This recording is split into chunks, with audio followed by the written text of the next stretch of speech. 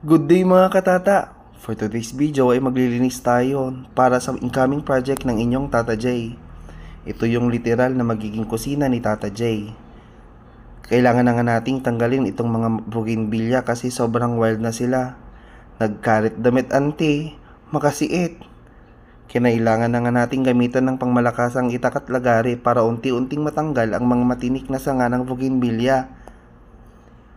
At makalipas nga ng madugong bakbakan natin sa matinik na bougainvillea ay nalinis na nga natin ang ibang parte ng gagawin nating kusina.